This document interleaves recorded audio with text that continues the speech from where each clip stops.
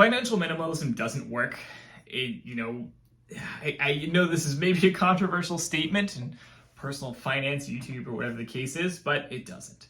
So the reality is that when you're talking about financial minimalism, there is many different kinds of reasons that people could choose to be financially minimalist, but basically what it means is that you choose to live a life where you live pretty simply, you don't spend a lot of unnecessary money, you don't buy a lot of unnecessary things, typically you have very few possessions so that you basically have a simpler life, and the idea is that, there are a few benefits you can get out of this. So one is that it helps tend to break the sort of overly consumerist mindset. It tends to help manage people's finances because obviously they're spending less money on things. And then there's also some, potential argument for, okay, it makes you more productive or more focused in your life, your career, and so on, because you have fewer distractions to work with. Now, the biggest one that I see a lot of people, basically recommend it for in terms of personal finance is simply the money aspect of it. And that simply flat out does not work. And the reason for that is quite simple. There is a negative floor in terms of how much money you can save by simply not buying things. So you look at the average person in the United States, they have a decent job that pays them some amount of money. They are able to pay rent, they're able to pay for food, and they're able to pay for bills, unexpected expenses, things like that. Many people can't even do that, right? The vast majority of your money is going to go to rent, it's going to go to food, it's going to go to all those necessities that you simply cannot cut out. Yes, you could try and find ways to save money in those areas. You could say hey, I'm going to move to a smaller apartment further across town. But at that point, it's okay, is that increasing your commute? Is that increasing the amount of money that you have to spend on your commute? Is that detracting from the quality of your life, in other ways? That's a part of the factoring into the equation. But yes, you could potentially save money by moving to somewhere where you move to a smaller apartment, you move to somewhere where the rent is simply lower, whatever the case is. But at the same time, you can't necessarily completely cut down or eliminate most of these costs because these are the base costs of living. And basically, the amount of money that you have left over, the difference between how much you make on your paycheck and how much you have to spend on these base expenses, is usually very small for most people. And then, yes, they can spend some of that money on personal belongings or whatever. And yes, you could say, I'm going to be a perfect financial minimalist. I'm going to cut that additional spending down to basically zero. I'm not going to go out. I'm not going to enjoy my life at all. I'm not going to spend any amount of money on, making my life tolerable or enjoyable. And then you might save, maybe 10% of your total, you might save a very small percentage of your total paycheck each month, because again, most of it is already sunk cost on all the important stuff that you need to be paying for. And again, you can't, it's not like you can financially minimalize yourself into getting an extra $100,000 a year, right?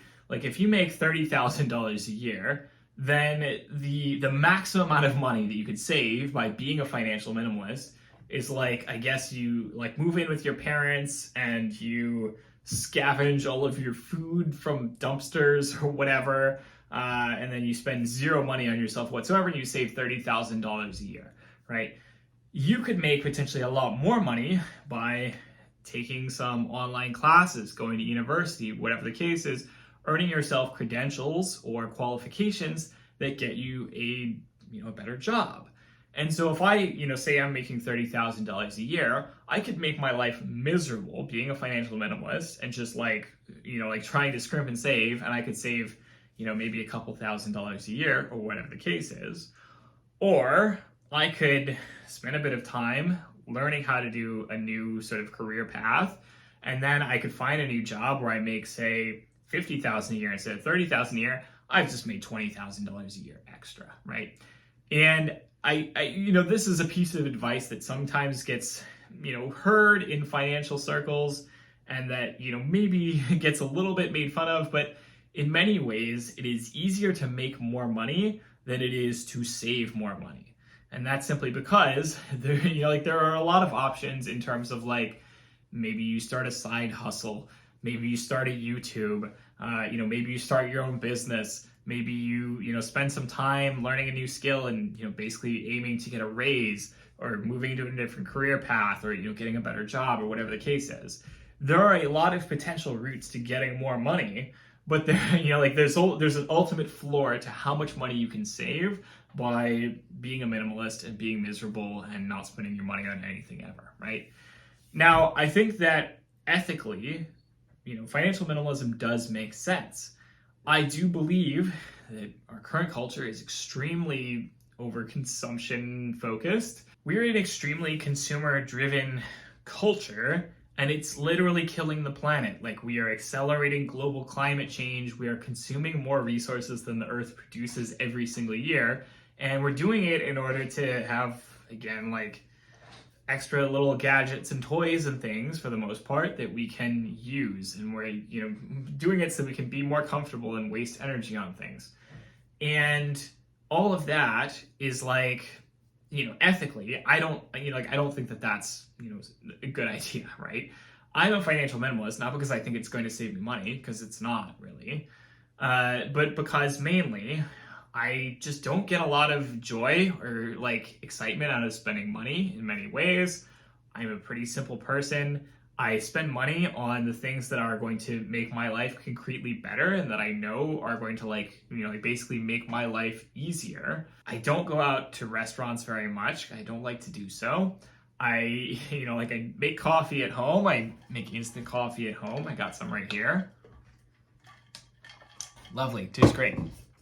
And it's like I don't leave the house very much. I don't spend very much on entertainment. I mostly just like to stay at home. I work a lot. I play video games. I watch television with my wife. That's what makes me happy, right? I like going for walks. I like, working out and going to the gym. That's like the entirety of the things that make me happy. And so for me, I'm a financial minimalist in many ways. Not, really, but I am relatively a financial minimalist because I just don't want to spend my money on things. Not because I think that it's going to save me money, because it's not. I am financially comfortable because I make a decent amount of money. There are many ways that you can make more money and make yourself more comfortable than by trying to make yourself miserable, trying to save as much money as possible, trying to be as minimalist as possible.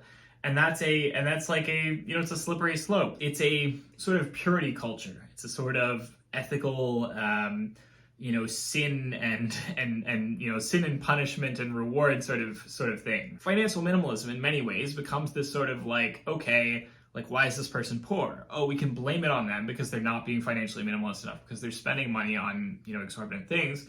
And like, the reality is, like, the kinds of people making these criticisms are often extremely high earners. They're often waste a lot more money on their own things in many ways.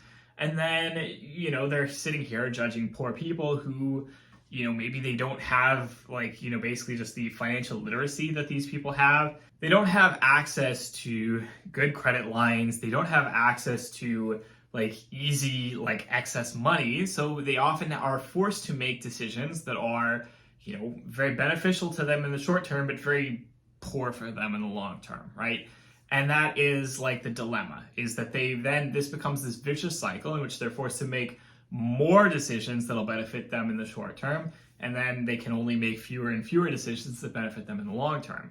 Whereas then people who are financially comfortable can then have that comfortability to say, I can make these financial decisions that may be, okay, not fun in the short term, but are going to make things, much better for me in the long term.